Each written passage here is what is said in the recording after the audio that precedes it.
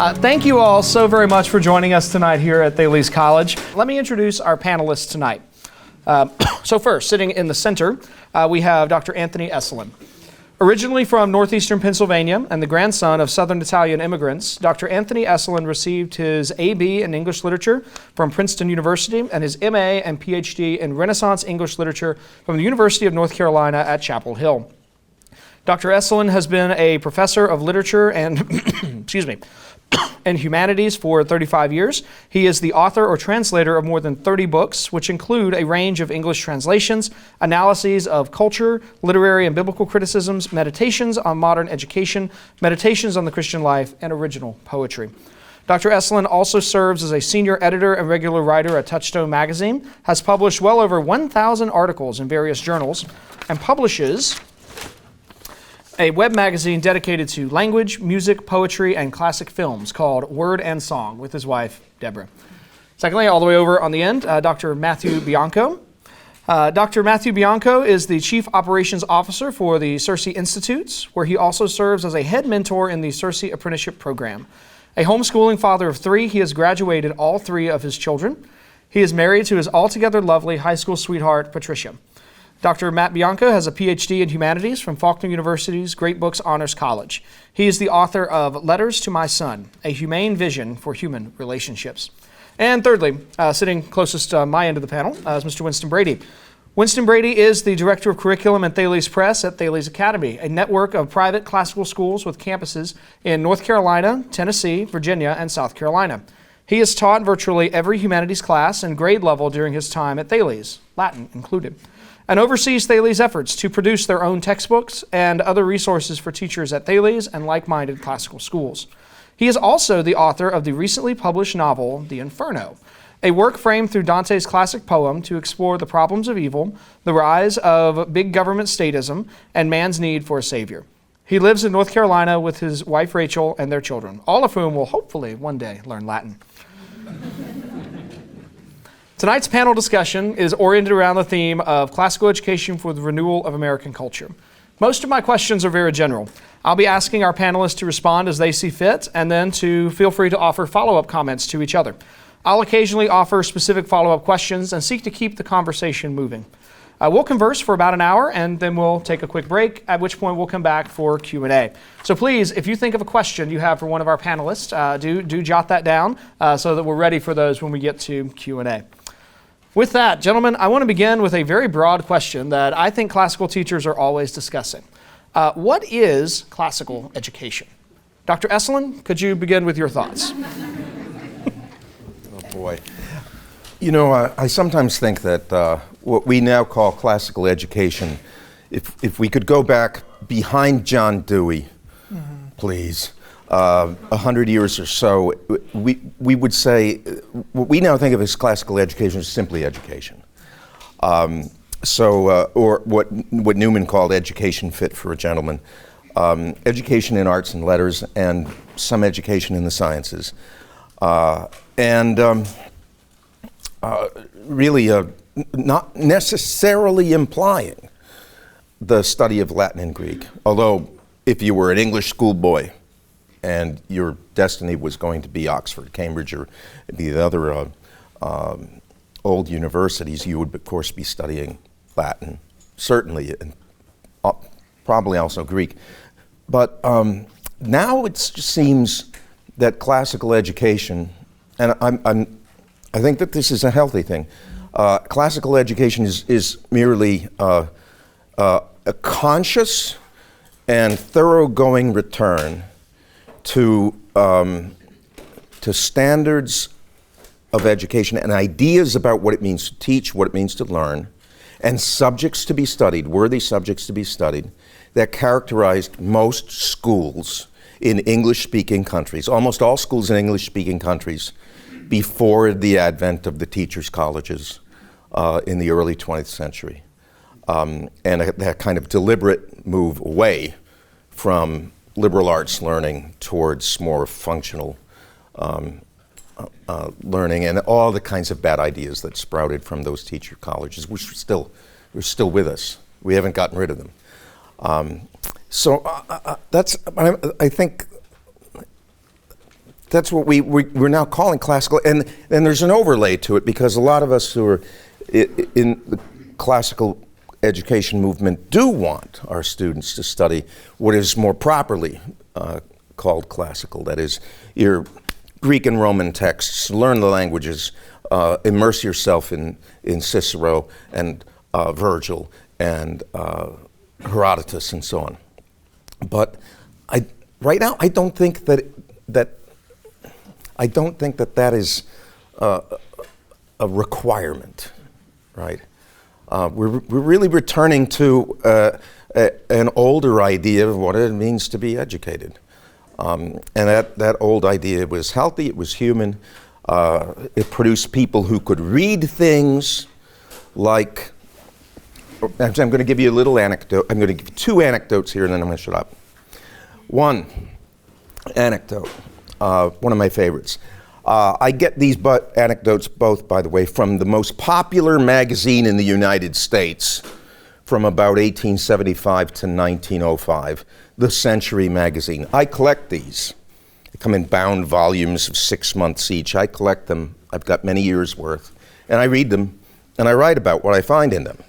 And I understand that if you were a kid and you were following along Mark Twain as he's writing or publishing A Connecticut Yankee in King Arthur's Court, you're going to have to pick it up from the Century magazine because that's where it is. So, I mean, these are magazines that kids read too, okay?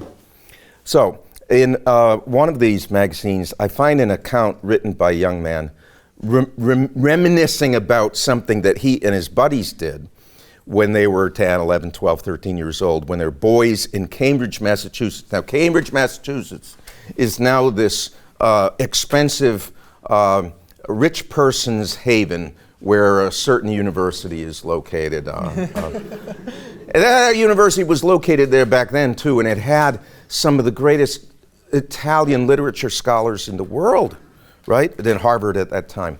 And one fellow who taught at Harvard was a poet, and his name was Henry Wadsworth Longfellow, okay? And a bunch of boys on an April day in Cambridge. That means, of course, the weather was probably lousy. But a bunch of boys decided to knock on Longfellow's door and wish him a happy birthday because he was 75 years old and he was their favorite poet. Now, this comes from a different universe, right? Human beings don't behave this way. Well, yes, they do. Real human beings behave this way. At Longfellow, they didn't know him, right? They knew where he lived, and so they knew it was his birthday, so they're going to knock on his door and say happy birthday. Well, Longfellow was delighted. He always loved kids, so he invited them in. And they had tea, they had scones, they had sweets. Then he spent the whole afternoon with the poet talking about boyish things like, why do you like my poetry? Or what's your favorite poem? And, I like this, I like that you wrote. And they probably also talked some early baseball and whatnot else. They had a grand time. It was the last birthday that Longfellow had on Earth. He passed away 3 weeks later, okay? That's something that if you understand that anecdote, okay, then you understand what maybe we're getting at when we talk about a classical education. The other anecdote also comes from Century magazine. It's a poem written by, it was a sonnet written by a man who, I can't remember his name. I wish I could remember his name. His day job was not being poet or professor of anything. His day job was involved something with government. And he had his 12-year-old son, and he observed his son in his library, taking down a copy of Plutarch's Lives, opening it, and poring over it.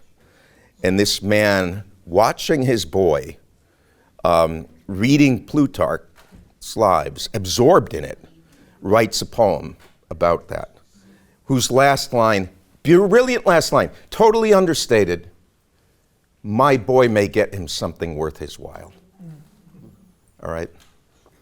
That too didn't involve any particular curriculum, right?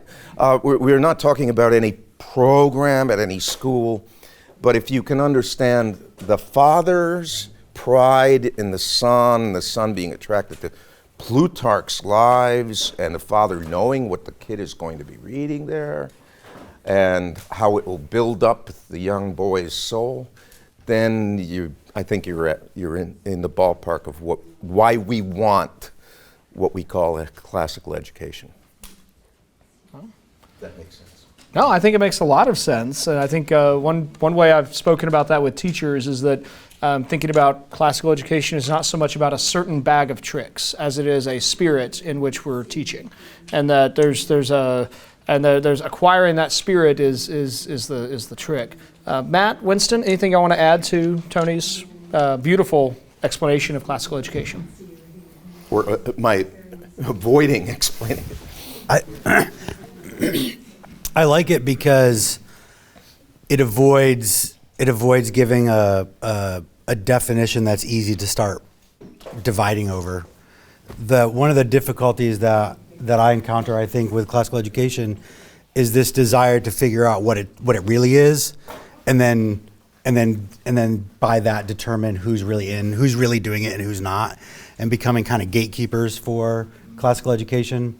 And it seems to me that classical education is, I mean, from our perspective, it's something that basically ceased to exist for a while, and we're trying to recover it. We're trying to renew it, and we don't have practitioners to look to disciple us in that. We have to recover it from books, from written text, and doing that, trying to bring something back from the dead, from reading a book, is that's very, very difficult, if perhaps impossible. I don't know. So I think whatever classical education is, remembering that we're all trying to recover something that none of us actually knows what it is fully, and then realizing that people and groups are going to kind of latch on to aspects of it and highlight and emphasize certain aspects of it, and then other people will choose other things, but then somehow find ourselves saying, but the one I picked is the real one, and the one you picked is not. Avoiding those kinds of debates, or I don't know. I don't know. I don't know if I mean avoiding those kind of debates as much as recognizing that we're all trying to pursue something noble, and that even if I have kind of picked this one thing as the way I'm going to go into classical education, recognizing that somebody pointing out something else about it, there's something I can learn from them because they're seeing something, hopefully, that's really there. I mean, the most obvious example, I think, is the argument over whether classical education is about the liberal arts or about Western cultural content, the content of Western culture. So is classical education teaching in a certain way and teaching them to know certain arts, or is it teaching them to have read certain books? And there are people that choose between those two sides and think it has to be the one, and the other one is secondary, and yet probably not. There's a marriage there. Well, I would gladly cede my time so that you can present a third anecdote. A third anecdote? I do have a life story, though, that I could share. Go ahead. Okay. Well, when I was in high school, I went to a school where we were required, at least like the content of it, there was a love there, but that came from reading the books like on my own time. And I think that may be the watchword, the love for the tradition, the right ordering of the affections, as Augustine puts it, loving what is good, loving what is worth loving. But when I went on a college tour to the college I ended up going to, I was reading Homer's Iliad in the car ride down, and when we got to the college, I basically told my parents, I'm sorry, I've got to go see about a book. And I just stayed in the car and continued reading Homer's Iliad, Book 5. It was the passage with Diomedes striking out at Aphrodite and Ares. So like striking out at these gods that had brought the war down upon them. And there was just something that spoke so deeply to everything that I was wrestling with as a teenager. There was something, even though it was in English, it was a really good translation. It was Fagel's translation. But even though I could almost hear Homer, like Homer was speaking to me. There was, and maybe that's the kind of communion. How in the many hours conversation. did your father drive? Only 3.5, yeah. So, but there was something like that, like just captivated, mystified, enamored, falling in love with said book. And, it's just my life's goal ever since then, whatever the subject matter is, whatever the resource is, the textbook, the lesson plan, it's to try to create that experience in the minds of students that they would fall in love with that particular subject matter that's worth loving. Okay, I will give you an anecdote. Good. The one thing I should point out that is interesting in this, that the boys who went to Longfellow's house, they would not, if they went to college later on, they would not be studying English literature because there were no English literature programs at that time in any colleges in England or the United States, because people figured, it's the literature of your own language. What do you need to pay a professor to teach you about it, right? Still, I think it was a good thing eventually that the English literature did become ensconced in the colleges. I have a textbook from 1916, published in California. It's a literature textbook. A guy named Armstrong, he published a couple of literature textbooks. This is for like middle school kids, maybe 5th and 6th graders. And he, in a little introduction to the book, an introduction for the teacher, for the benefit of the teacher, he says point blank that any teacher with a utilitarian mindset has no business teaching literature, okay, to young people. So in other words, if your idea of teaching literature is that you're going to accomplish something, whether political or economical or whatever, with this literature, then you're in the wrong field, okay? This literature ought to be studied for the sake of its beauty and truth, and not for any use that you're going to put it to. One of the selections that he includes is the 23rd Psalm. He says, this is a beautiful psalm written by King David. It should be committed to memory. Okay? Then follows the King James translation of the 23rd Psalm. That book, the copyright to that book is owned by the people of the state of California. The book was published by the California state schools themselves. A copyright owned by the people of the state. That comes from a different universe. But that's also pre-Dewey. That's on the healthy side of Dewey. And on the other side, we get literature dragooned into service for democracy, whatever. Armstrong would have none of it.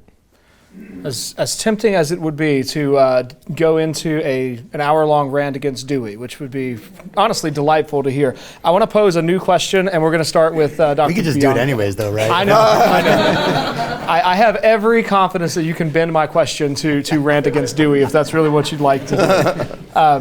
But I think this fits with where, Tony, with where you were taking us already, because it does. I think it's very clear that our culture has shifted. And has shifted in a movement towards decline. I'm going to offer two observations from recent months that kind of frame this. A couple months ago, I was at a conference in Texas, and I heard Dr. Jason Jewell speak about Tolkien's book, The Hobbit. And he made the, what to my mind was surprising argument that The Hobbit was written for a 4th grade reading level, and that classical schools worth their salt should really just go ahead and put it in like 2nd grade. And I was like, who are these 2nd graders that are reading The Hobbit? I don't know. But I had just spent earlier that week, I've been looking at the more recent national numbers about our declining scores in reading and math. They're just depressing and abysmal. Secondly, Also, while in Texas, I heard several people refer to the possibility of seceding from the Union.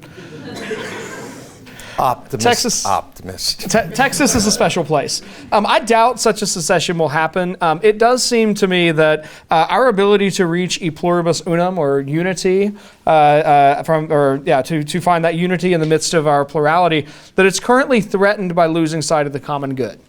So in such a moment, what hope does classical education offer for a fractured American culture? Can classical education help us recover vital education skills and knowledge and learn again to live well together? Dr. Bianco, start us off. So Dewey once said, no, I'm just kidding.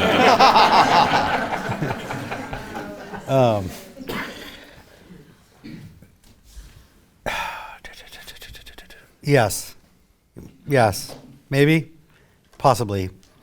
This is a hard question for me, actually, because I'm involved with classical education. I mean, I work for an organization that helps schools all across the country and homeschoolers all across the country do it. And now, what if I'm saying, but it's not really going to do it? I don't know. Am I shooting myself and my organization in the foot? But the problem, the difficulty that we face is that classical education came from a world where people believed in things that we don't believe in. And classical education is, to some extent, or to every extent, dependent on those things as kind of prerequisite beliefs. Like the ancient world believed that the world was filled with meaning. And we don't believe that.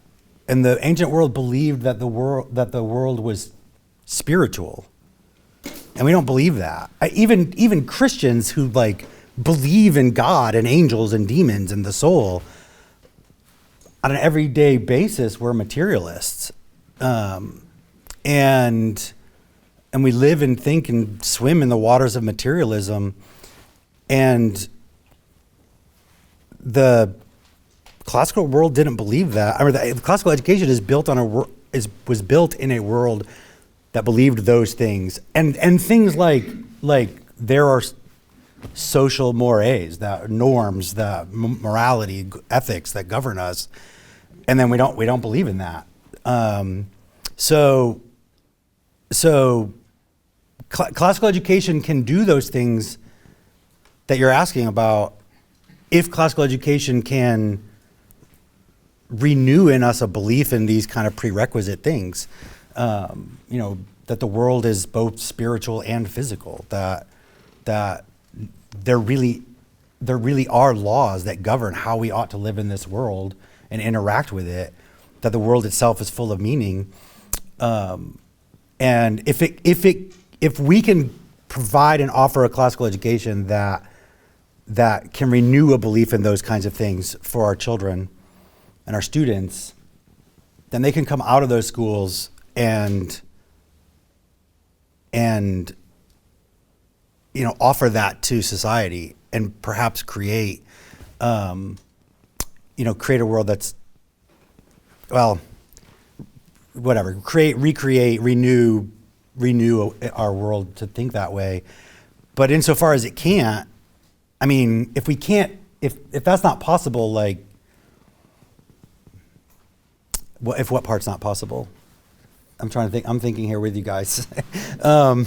If it's not possible for us to renew that in their education, or it's not possible for them to get it but then take it out into this world and renew it in the world, then I think classical education may not be capable of doing what you've asked, and yet it would still be worth it. Like, we still just have to do it because it's the right thing. That our children deserve no less. If our children can go into this world recognizing meaning and spiritual realities and learning how to live in it with propriety, they're going to have a better life, even just as individuals, than they would without that. If they can somehow extend that to their community. Can I jump in? Yes. That's beautifully put. You know what? I think sometimes that we are stuck with words that we have to use despite ourselves, even though the reality to which they used to correspond no longer exists. And such a word is society, which suggests friendship, which suggests a real vibrant social life, which no longer exists. And another such word is culture. It doesn't exist. But man is a social and cultural being. That is to say, man is made for other human beings, and especially to unite with other human beings in their honoring and giving thanks to and worshiping the divine. If that's not happening, then they cease to be a people. Although, you know, they will still call ourselves Americans. We live under certain laws. We live in a certain geographical area, but we're not a people anymore, and we're not a culture anymore. And yet man is constituted as a cultural and social being.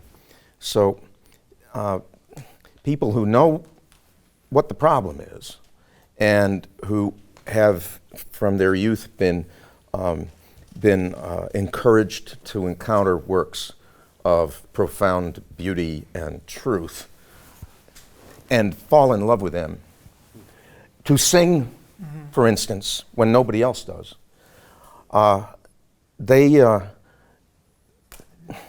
if they can get together here and there with like-minded people, they will offer to others around them, whatever the politics may be, offer to them something that in their heart of hearts they know that they're missing.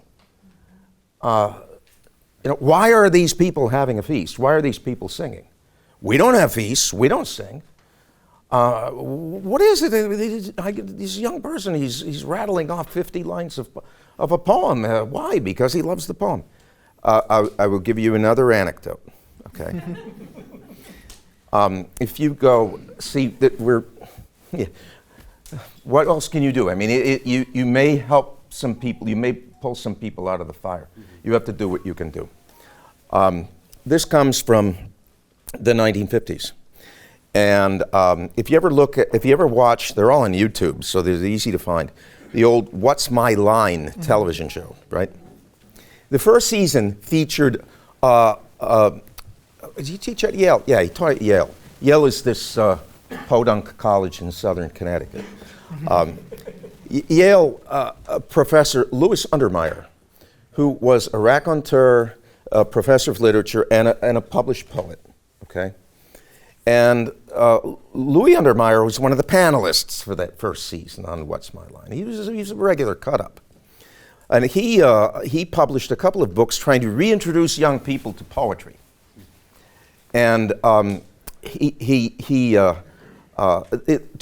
years later, these books would have been impossible. Nobody would have published them, and there would have been nobody to conceive of publishing them. But there was still this guy. And he tried to counter the objection in one of the books that poetry is for the effeminate. Untermeyer was a big guy. And he said, come on, this is nonsense. And he told a story about a certain class, high school class, and the idea in the high school class was that everybody had to recite from memory a poem, and then somebody in the class would be picked on by the teacher to critique the recital, okay? So one boy gets up and he recites Gray's Elegy on a Prospect of Eton College. That's Thomas Gray, looking at boys playing ball outdoors at Eton, okay? And he thinks, what's in the offing for them when they grow older? You know? They have this wonderful innocence right now. What will they expect as they grow old later in life? And it's a sad poem. And it ends with the famous lines, no more, where ignorance is bliss, 'tis folly to be wise. So the boy reads this, and then the teacher picks a kid in the class, and he happens to be a linebacker on the football team. And says, what do you think about it? You know, John, what do you think about it? And he says, I can't comment. He says, I can't say anything. It was very good, he said. he puts his head down, he says, I can't say anything. That is my favorite poem in the world, and I can't say anything. Now, there's a person there who's got whatever schooling he's got, deliberately or by lucky chance, right? He's got something of a human soul there. And I don't think that anecdote would make any sense now. But that's what we want, as much as we can, to revive. As I'm listening to you gentlemen speak, I'm thinking of that often quoted line from C.S. Lewis that people want the fruits, but they've severed the tree from its roots. Like we want the individual, like the person, one capable of memorizing a very long poem. We want someone to show that level of culture and refinement. But we've drained, ever since that Dewey Fellow, we've drained so much of this meaningful content from the curriculum. And also, Paulo Freire, encouraging people to become more activists, teachers to become activists rather than people that go through the great difficulty of educating children and leading them from darkness into light. So I tend to dwell on that idea of a classical education. It's founded on the great books, this collection of works that everyone should read because the works are beautifully written. They present a high view of man's abilities, and they provide this meaningful vehicle to explore suffering. They help us to work through any number of the problems that we're going to encounter in life, and that's part of the reason why we read them. It helps us to become more human, like that individual, the linebacker, that no one would have predicted as someone who had read that poem, who had internalized it, and then was moved by it at the recitation of it. Yeah, he choked up, he couldn't say anything. Yeah. That's what we want to bring back. And if you remove that meaningful content, and it's an education that's oriented towards the cultivation of noble character, the appreciation of objective truth, really the delight in objective truth, and the formation of virtue, those habits of moral excellence. When you remove that from a student, especially the appreciation of objective truth, that kid is going to find something else to occupy his time and his faculties and his affections, and so much of it just results in partying, that sort of reckless, kind of wild lifestyle that has been partying. Yeah. And nobody's happy at them. But not the feasting, not the banqueting. You're right, not a feast. Yeah, those are joyous occasions, but I'm talking about where you're trying to find a spiritual joy in physical comforts, like that old style understanding of like gluttony and things like that. In the meantime, actual experiences of physical delight, merriment, are almost gone from these kids' lives. All right. So in the catechism that I volunteered. No, this is so right good. for you. Wait, I've got to say that Dr. Esolen, one of those experiences where I fell in love with a particular book, it was The Politically Incorrect Guide to Western Civilization that Dr. Esolen wrote. I read it as a senior in college, absolutely loved it. It's a great book, highly recommend it to anybody here. But when I got to work with you on this, like that is, I'm still floored. It's amazing. So anyway. I don't want us to limit ourselves to books because it's been suggested, right? Poems and algorithms. Mathematics has that same level of beauty, doesn't it? Yes, it does. But I'm looking at that outdoors out there, right through that window, and our kids have almost no experience with it. How can you re-enchant the world when they're indoors all the time? Right? Oh, thanks. I'll just spill it on myself. They don't know the trees. They don't know the birds. They don't know the world, right? Because we've conquered nature. There's no need to know these things anymore. I feel like that's part of the loss of merriment, is that we no longer, like there was a period where we feared nature, and that's where you had that spiritual element, because it's a terrifying place if you're out on the high seas and a storm comes up. But it's fun. Yeah. Oh, it is. That's where you really live. Okay, so we've got to make sure, and this I think is is a sneaky part of what I would consider to be a return to a sane human education. We've got to make sure to reintroduce young people, even ourselves, to the created world, that world out there, okay? If your kid is in front of a screen, your kid's brain is being fried. And your kid is going to develop habits that make a human encounter with that created world impossible. When was the last time you saw a kid lying on his back in the field daydreaming? Now, let me attempt to bring us... A long time. No, I don't even know if I can think.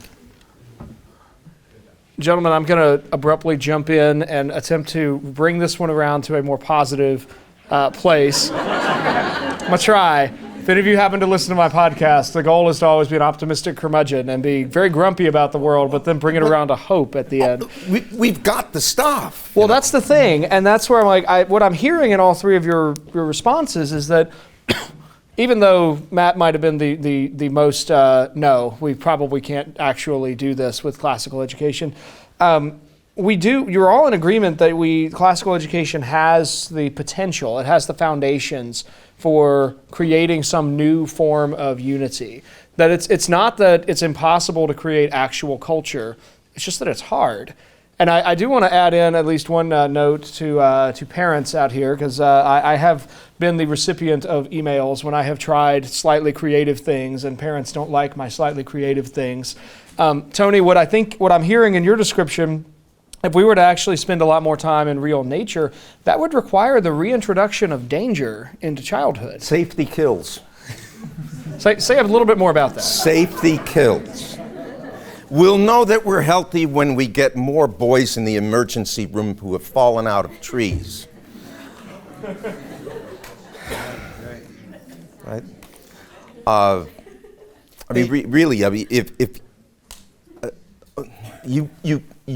you can't experience joy and merriment unless you put yourself at risk a little bit. No, that's entirely true. Like when they remove really fun but probably a little risky playground equipment, kids don't know where the boundary is, and so they may not get used to evaluating risks and boundaries, and so years down the road they actually take more risks and not less. So only one kid in my hometown died, got hit by a train.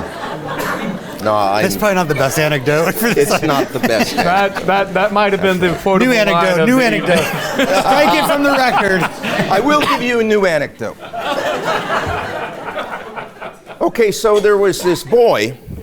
He was, his parents were Quakers, living in the Boston area. They sent him to Quaker school on Cape Cod, boarding school, okay?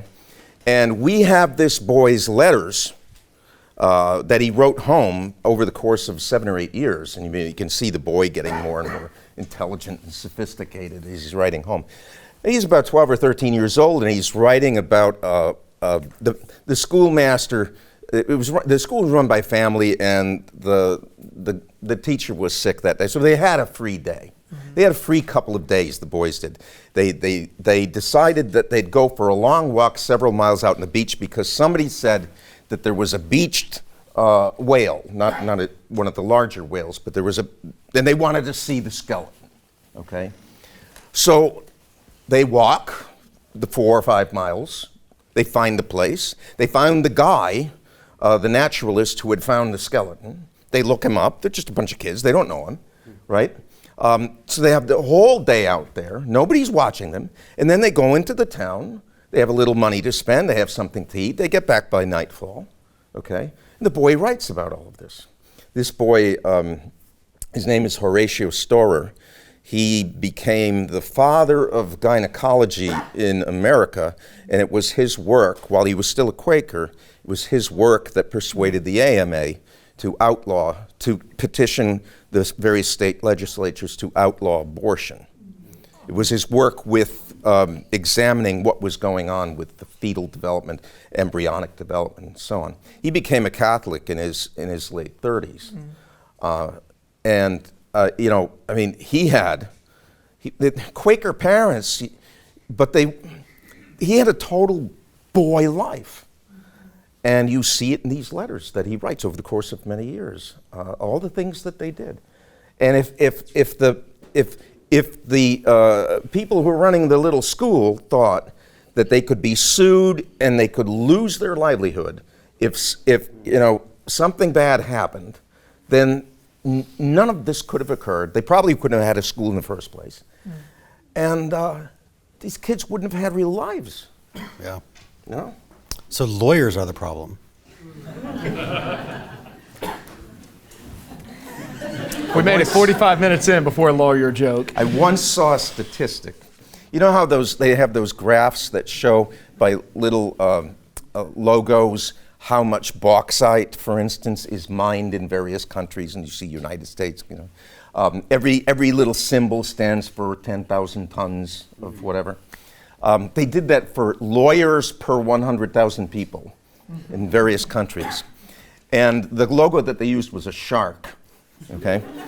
And there's the United States, shark, shark, shark, shark, shark, shark, shark, shark, shark, shark, shark. Second country, I don't know, maybe Canada, shark and a half. And everything else, Japan, maybe a shark tooth. So the United States, overloaded with the production per 100,000. We're not talking about absolute numbers here. We're talking about ratios. Overstocked. That was 30 years ago with production of sharks. Yeah. We should have asked who the lawyers are in the audience so we know who to... Oh, that's true. That's true. There's at least one standing out in the foyer. Well, I want to, as we kind of go to wrap up before we get to Q&A, I want to do a slightly different question. This one I've got ready as a targeted question for each of you. So let me ask you to make your response, and then I'm going to ask the next person. We're still going to go in the same order as on the original question sheet. But then at the end, if whatever time left we have before we do a break, I'd love to hear your interactions with each other. Winston, you mentioned the term noble character a moment ago as something that classical education is very interested in. Every Thales Academy building has the 15 Letty outcomes, 15 Thales outcomes, that are a particular articulation of the hope of virtue in the 21st century. And that poster, for anyone in the audience who hasn't seen it, it's a mix of very traditional virtue statements like integrity and hard work and honesty, but it's also a mix of necessary skills that are helpful for personal success, being able to work well on a team and so on. Classical education seems to me to have a great interest in the idea of virtue. Matt, I know CiRCE talks a lot about virtue, and that's part of the picture. Tony, I wonder if you could start us off with anything you happen to know, and I realize it's a very broad question, so please do tailor it as needed. Could you speak to the etymology of virtue and the presence of virtue in different societies? Is virtue something that's particular to some groups but not all, or is virtue something that is universally part of the human experience? Well, that's a loaded question, right? Because you know what the etymology of virtus is, don't you? I'm a Hillsdale College grad. Of course I know virtus. So I'm not going to say that the etymology reveals the totality of the meaning of this term, but in Latin, virtus simply means the qualities that belong properly to a vir, an adult male. Manliness would be the best translation in English. Manliness. So we're talking about reserve, right? You don't make yourself a pest to your neighbors. Reliability, courage, of course. Honesty, truthfulness, okay? So your word is your bond. If you say X, you will do that, okay? And then not make excuses. Integrity, that sort, okay? And not burdening others with your bad feelings or bad luck, you know? I mean, if you can't do something about a situation except complain, then shut up, right? Keep it to yourself already. And that was the Roman, ancient Roman before imperial Rome, but really ancient Rome, the idea. That's what it is, to be a vir. The word, it has a cousin in Germanic, where, which means man, irrespective of sex in Anglo-Saxon. and it survives in one or two little fossils like werewolf, which means part man, part human being, part wolf. But did you know that virtue, now you know that virtue is related to werewolf. Excellent. Thank you, Tony.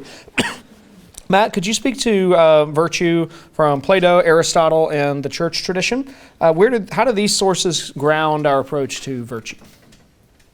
Plato, Aristotle, and the church tradition, just put in it, yeah. Because, those are all the same thing. Right. Aristotle was the first Platonist, I guess. I don't know.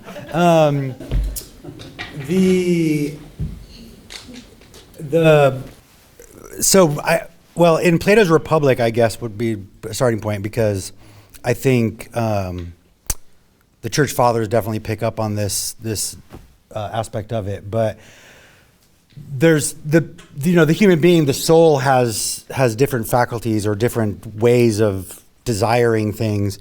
The appetites desire physical comforts, food, sex, drink,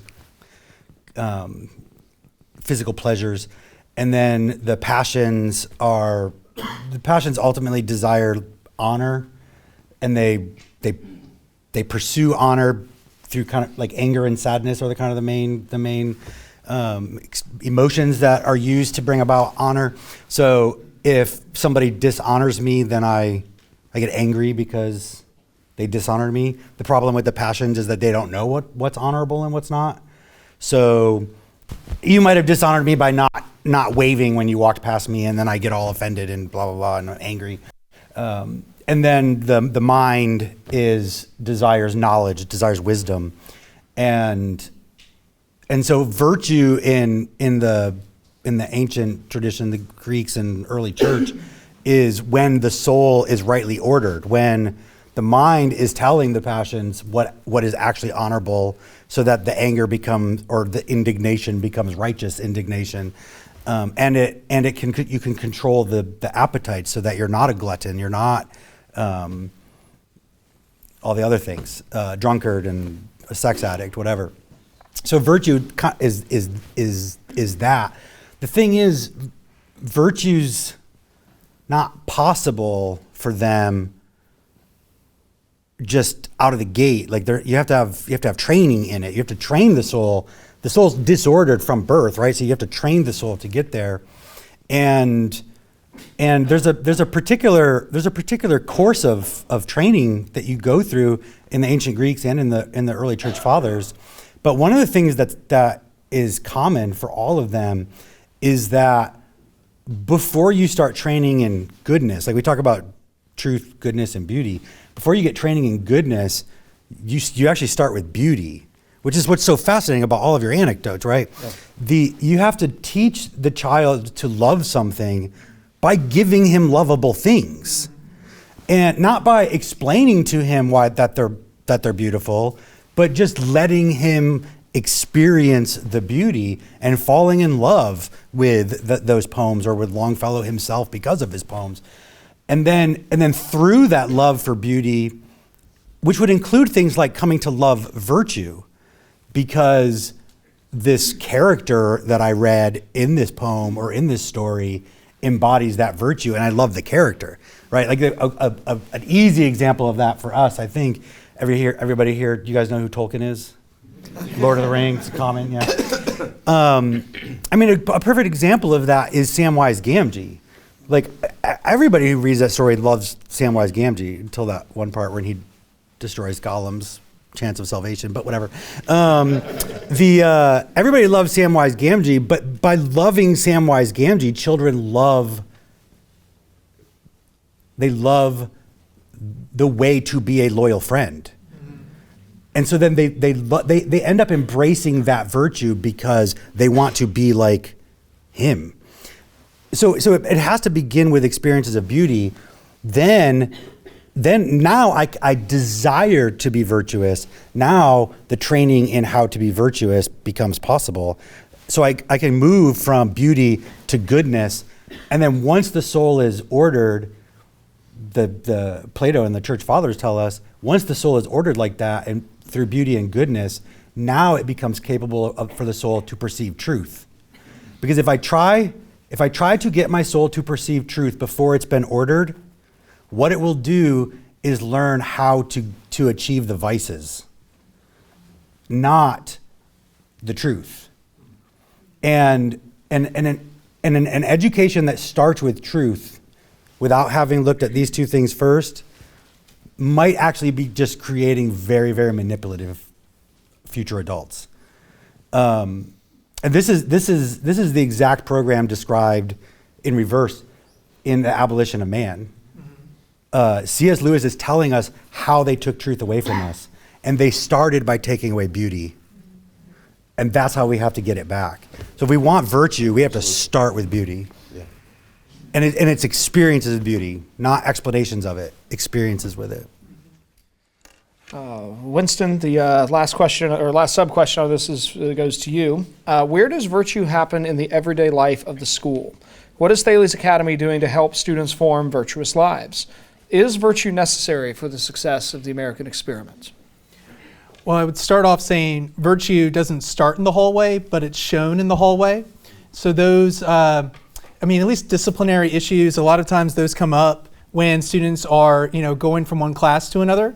Stairwells, hallways, areas where there's not a teacher looking over their shoulder and making sure that they're doing the right thing. It's like that old adage of personal integrity. It's what you do when no one's looking.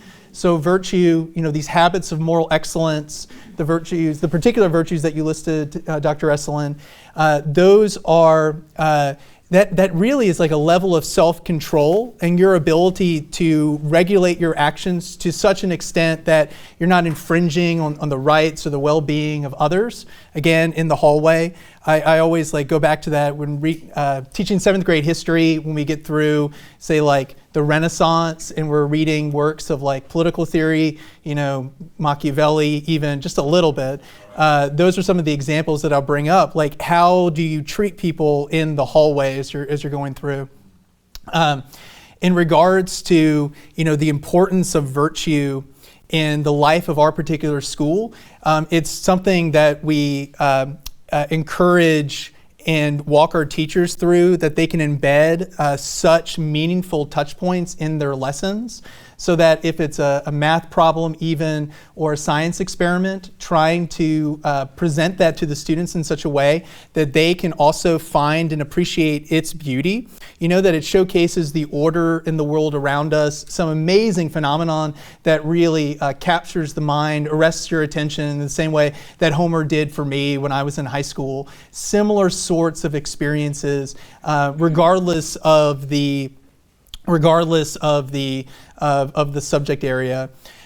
We also try to ground it in stories as much as possible. When I think of the Thales outcomes, I really think of our founder, Mr. Robert Luddy, Bob Luddy.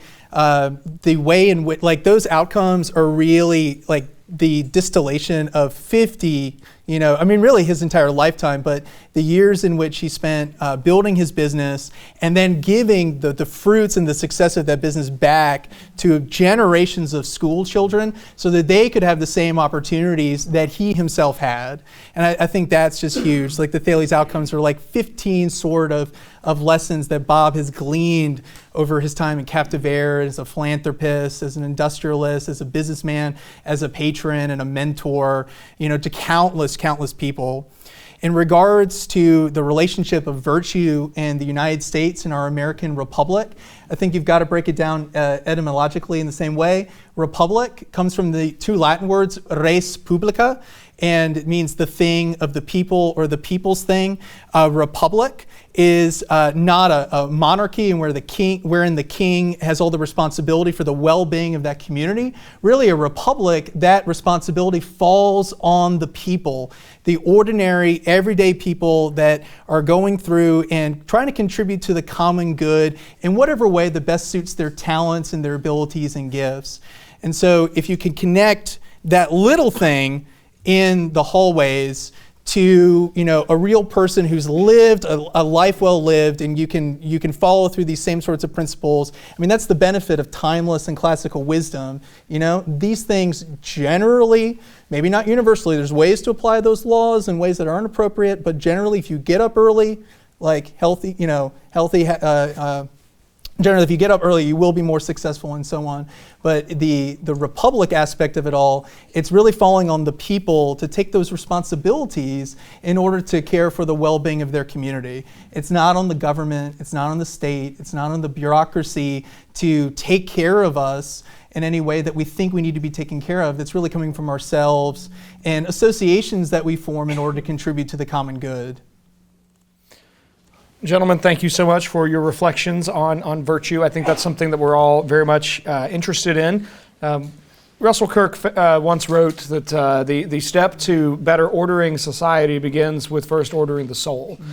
Being able to have a healthier country doesn't really start with kind of some broad systemic change. It actually starts with each of us and then better ordering our souls so that in our own spheres of influence, those spheres become better ordered. Can we get a round of applause for our panelists?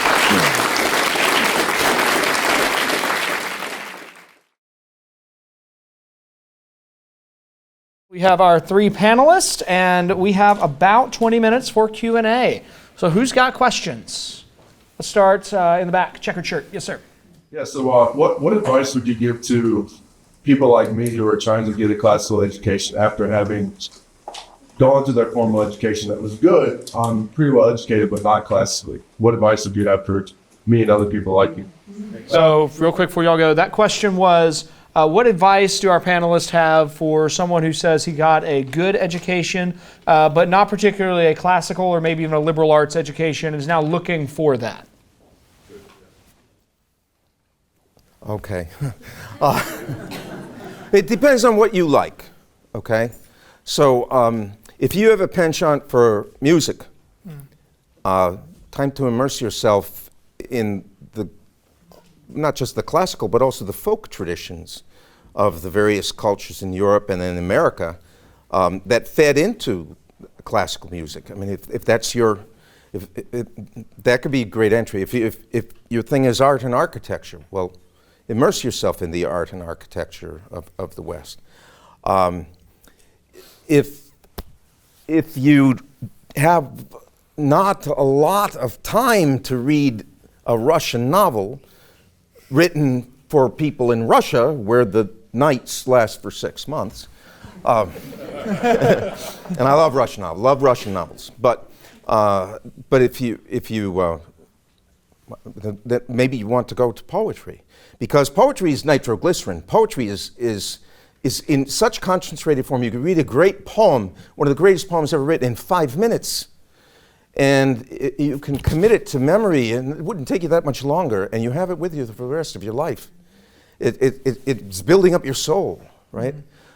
This is not a tremendous commitment of time, which you might not have. You might not have it in long blocks, you know? You might be able to snatch a half hour here from work or a half hour there. You know, that's a possibility. But, you know, if you have not read the novels, the classic novels of our own language, then there's real treats in store for you. You have joy in store for you if you go to Charles Dickens.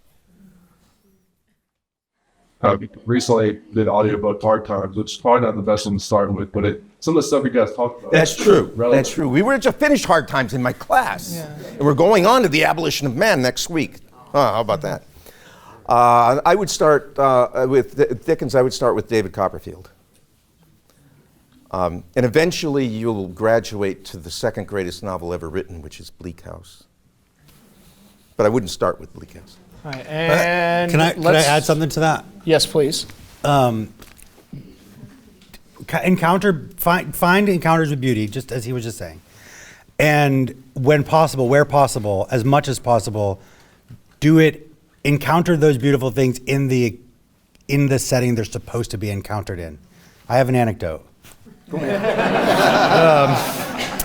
I was in Trier, Germany, 2019, and there's an amazing, beautiful cathedral, but I can't even remember the name of it. And I walk into this cathedral, and there is a walkway back, kind of back behind to the side there, and there's a doorway. You go through this doorway, and you're in this series of white rooms. So I've just walked through the nave, past the altar, and into this, and then down into this room. And I'm in this series of white rooms, and there's a counter, and there's a ticket lady there selling me tickets to this museum. And I go into the museum, and I'm walking through the museum, and they have all of these religious artifacts on display. And I come from a tradition, I'm Eastern Orthodox, I come from a tradition that holds relics and icons and things with a lot high regard. And I walk past this display case, and there is the sandal of St. Andrew. And I look at it and I think, that's cool, and I move on. And I get down a couple more things, and then I realize, wait a minute, that's a relic of St. Andrew sandal. And my son's name is Andrew. So I go back and I pray for my son. And I go on. The sandal, the display, the room, the setting that I was in communicated nothing to me about the spiritual significance of the sandal. It just showed it to me. I had to bring that spiritual significance myself to it. Okay, I leave that set of rooms. I go back out into the nave, and there's a staircase that goes up to a platform that's kind of up and behind the altar, behind the sanctuary. And I go up there, and there's the robe of Christ on display, the one that they cast lots for, the untorn robe of Christ on display. And it's in the church, not in a whitewashed museum room. It's in the church. And there's a kneeler there. And I'm compelled to my knees to pray. And to pray for the unity of the church. And that was after the first thought popped in my head, which was, is it really the robe of Christ? And then I was like, you're being a materialist. And I prayed specifically for the unity of the church. And then I left. And those were I encountered two, for me, in my tradition, two very spiritually significant things in two very different settings and had two very different responses. So if you want a classical education for yourself, you've got to have these experiences with beauty, but the one thing that's going to aid you in those experiences with beauty is trying to experience them in the right settings. Listening to classical music while you're pumping gas is not going to do it the same way listening to classical music while watching Bugs Bunny is. I mean, I'm just, that's what it was made for. It was made for Bugs Bunny. So. All you have to do back in the day, all you had to do to get students to do Bugs Bunny riffs is to introduce them to Wagner and the Valkyries, right? Kill the rabbit, right? Winston, I think you had a thought on this question too. Oh yeah, think of ways to redeem the time and to make good use of things that you're already doing for anyone that wants to supplement the kind of education that they wish they had. So if you have a long commute, there's a series called the Great Courses series. They've got CDs on great books of the Western tradition. I listened to those during a very long commute that I had, actually coming from Wake Forest, so here in this town, to Apex, North Carolina, where I was teaching at a Thales campus. I've got some of my former heads of school in the audience here. But finding ways to redeem the time, so that might be really good podcasts on history, literature. Dr. Esolen has a host of resources that would also be really good, Word and Song. And maybe you've got, like 15 minutes or something, like some sort of dead time, like you're waiting in a line somewhere. There's an app called Duolingo that I just love. It's you can teach yourself practically any language. Think about the 5 to 15 minutes that you may be spending on social media, that if you spent using that time learning Latin or German or Portuguese or Dutch or Valerian, there's every language you could want. They have this wonderful self-paced courses to do that. So you can begin to supplement what you did, what you wish you had, but it wasn't given to you for whatever reason. The other thing that I might say too is start at the beginning of the tradition. For me, I think it was really valuable starting with Homer's Iliad, and I systematically worked my way forward. You don't have to do that, to be sure. I agree that like reading works of English, like in our own language, we don't have a barrier between us and the author, and that's so powerful and valuable. But it's also really nice starting with Homer's Iliad, because he's going to give you the anecdotes and the references and everything else that Virgil's going to make use of in the Aeneid, that Dante's going to make use of in the Commedia, the Divine Comedy, Milton's going to make use of, and so on. So if you start at the beginning of if you don't have anything else, starting at the beginning of the tradition and working your way forward, you can begin to understand this wealth, this great conversation from these seminal authors moving forward that you get to be a part of by reading those works. I will add to that there are now an increasing number of academic programs that are speaking to that exact need. Matt mentioned earlier that he runs the CiRCE apprenticeship program that includes a lot of the kind of thing that you're describing. Matt and I are both to some degree products of Faulkner University's Great Books Honors College. We both did PhD work there. I was personally very interested in their degree program, in part because I just needed the discipline of being around other people who would encourage me to keep reading difficult things that I would not just personally pick up. I lack the discipline to just pick up Aristotle and read him on a Friday night. That's just not me. But that program gave me the structure which to do that. Here at the college, we do have a continuing ed program for adults as well. There's a flyer for that. We can talk afterwards if you want. Let's go to Corey for a new question. So this question is kind of spurred from a comment quote you made, Winston, about Yasu. You said that we need to start loving again what is worth loving.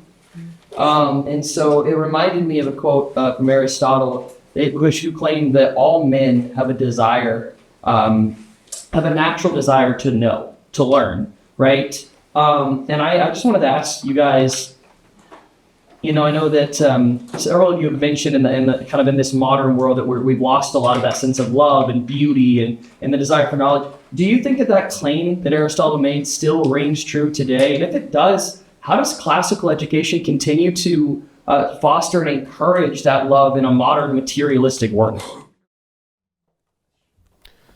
It still exists. It's inalienable. That is, we can't get rid of it even if we tried. That's what the word inalienable means, by the way. You can't alienate yourself from it. You can't will it away. But now it will get it will feed on garbage. Mm-hmm. So that's why you get the people on the internet. Their mind is seeking for some food, okay, but it's trash. But you got to do something, I think, right? I think as long as there are human beings, there are going to be these creatures who really want to know things. The problem is that they are taught in one way or another from earliest years that there isn't anything really worth their devotion. There is no such thing as beauty. It's just in the eyes of the beholder. One thing is as good as another. The sexes are not even taught to appreciate the beauty of the opposite sex anymore. The opposite sex is bad, nasty, conniving, brutal, whatever, So natural sources that would feed into your desire for your love for beautiful things, they've been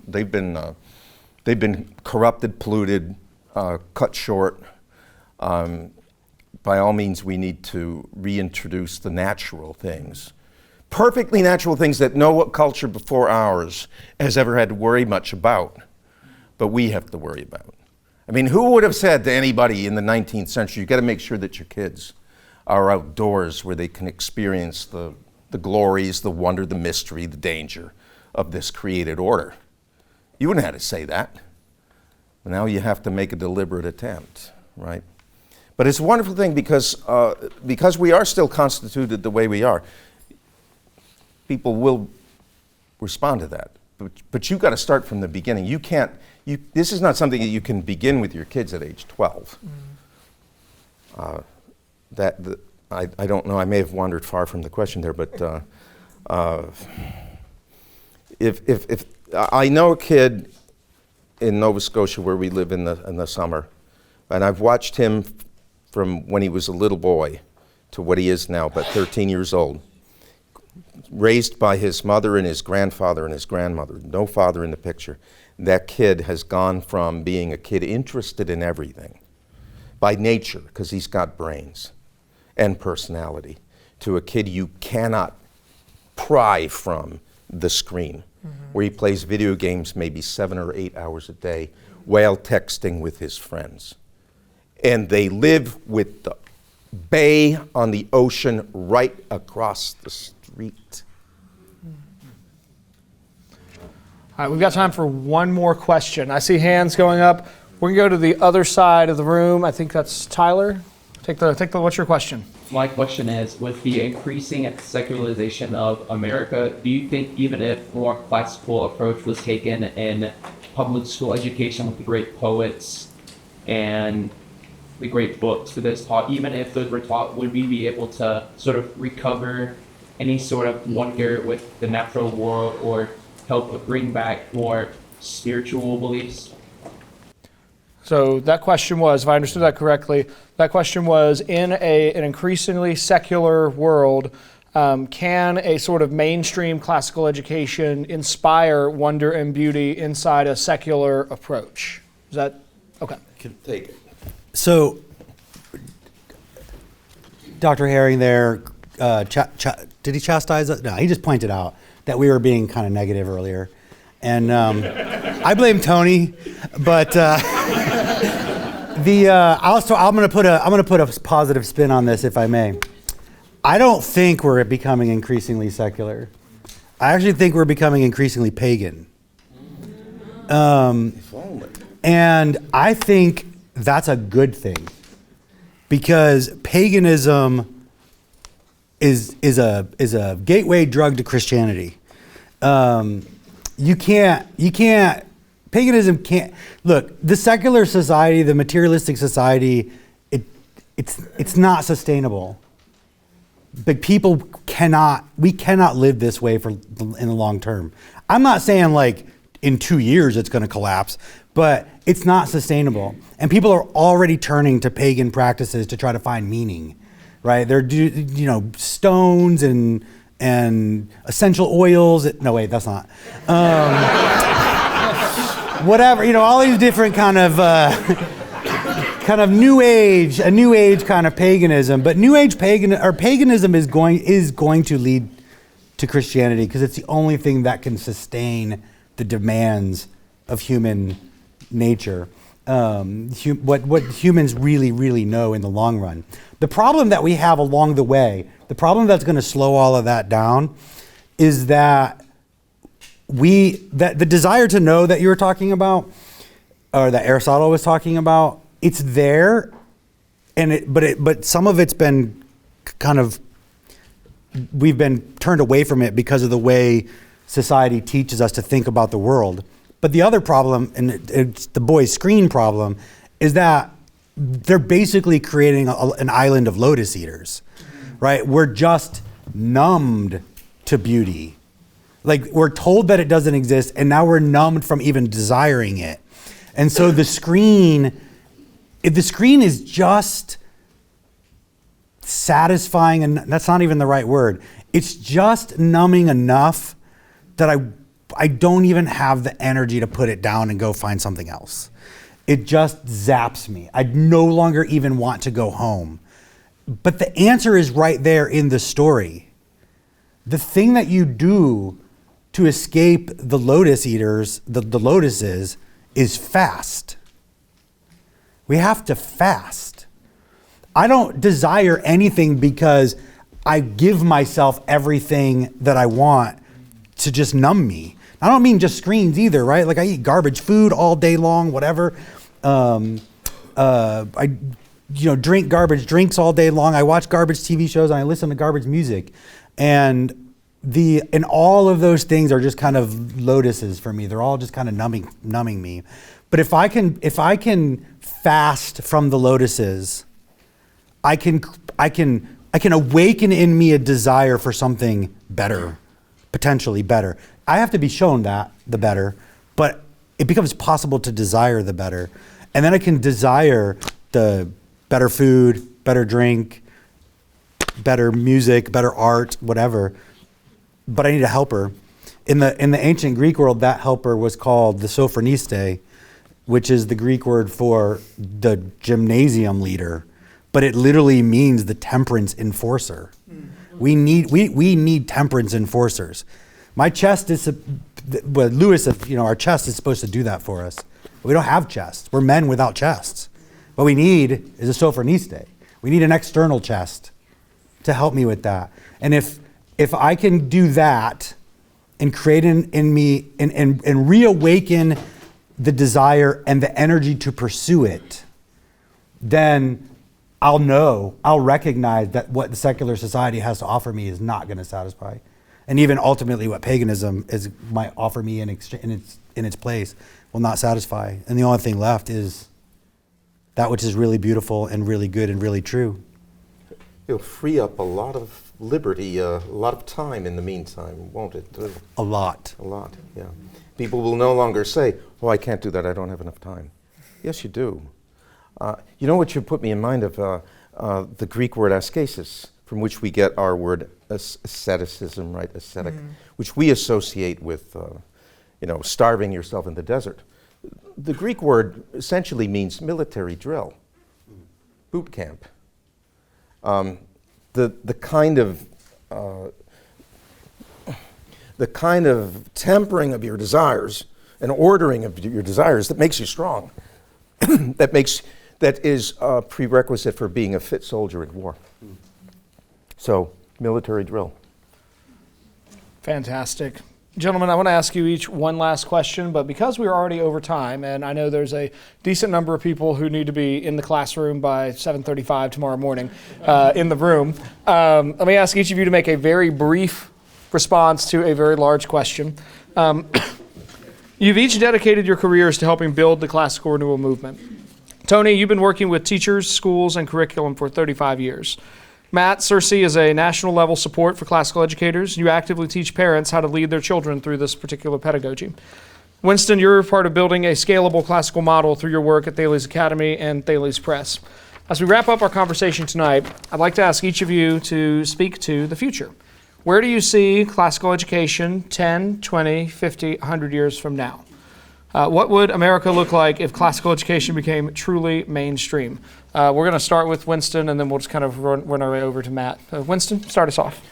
Well, I think what we're doing at Thales is, in some ways, something hitherto not attempted in the whole scope of human history. We're trying to take an education that was the domain of the elites in England, in New England, in Washington, D.C., where I grew up. It's an education that was previously very much safeguarded by the upper echelons of society. We're taking an education like that and democratizing it in a in the best possible way, making that sort of education available for as many individuals as we can get through our schools.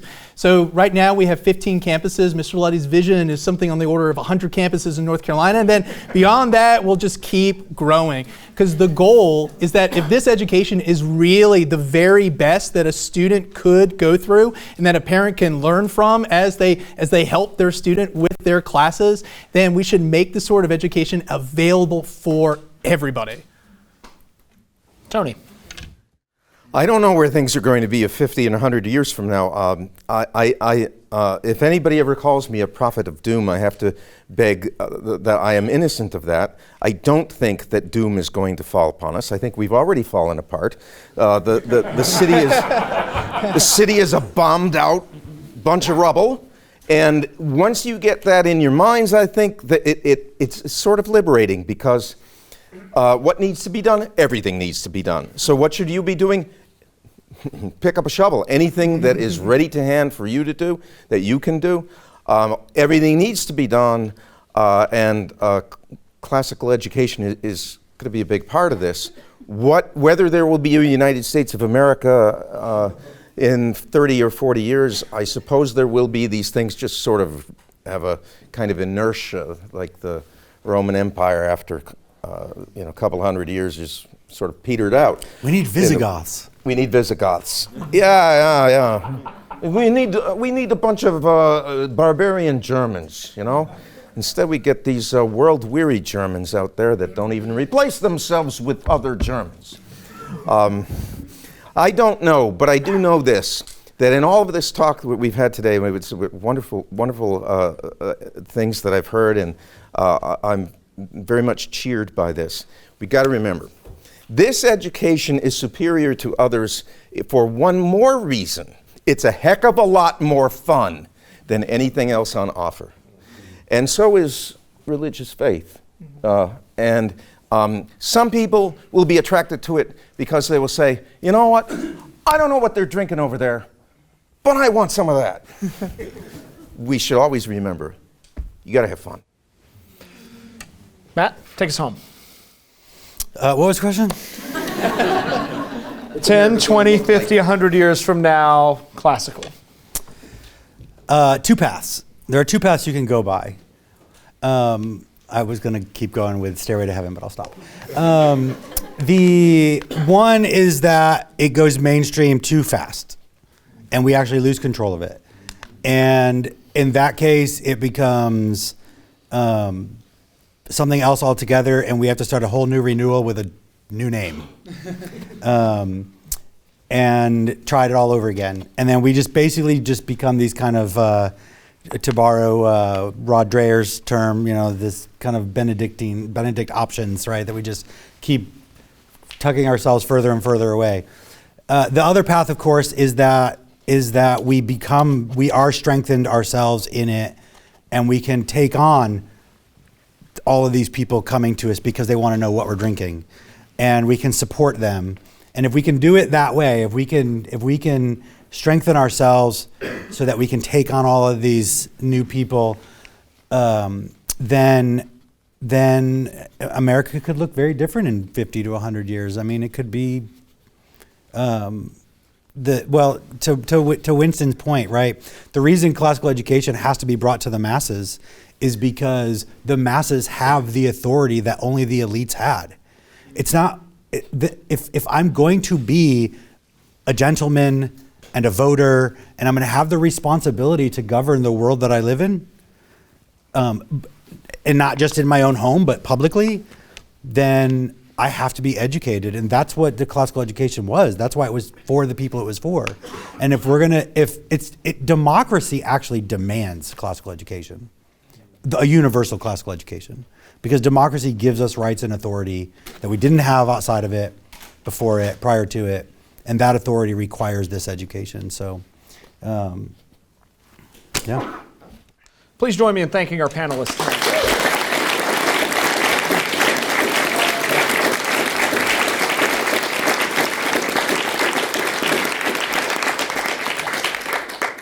Classical education is a movement sweeping America today. It began in its modern incarnation somewhere between 40 and 50 years ago with a group of dedicated parents who were convinced that their children needed better options than their local public schools. Today, it's a movement of schools that spans the United States. Different scholars have different estimates. I've seen numbers ranging from 3,000 to 6,000 schools. We're now at Thales College, who's not the first. There are several classical colleges that are specifically intending to resource the classical renewal movement. There are support institutions. There's a growing interest. We live in a fascinating moment where the monopoly on education is being broken, and currently at least 13 states, with more on the way. And if Texas makes it, that will be a complete game changer. Now is the time to get involved, to continue being involved, to see, as Tony put it, to pick up a shovel, do what you can in your particular spheres. As our panelists Everybody can do something. As our panelists have illustrated tonight, we here at Thales College believe that classical education is a source of renewal for American culture. Thank you for joining us here at Thales College. We hope our conversation has been an encouragement to you as you seek truth, goodness, and beauty. We are concluded.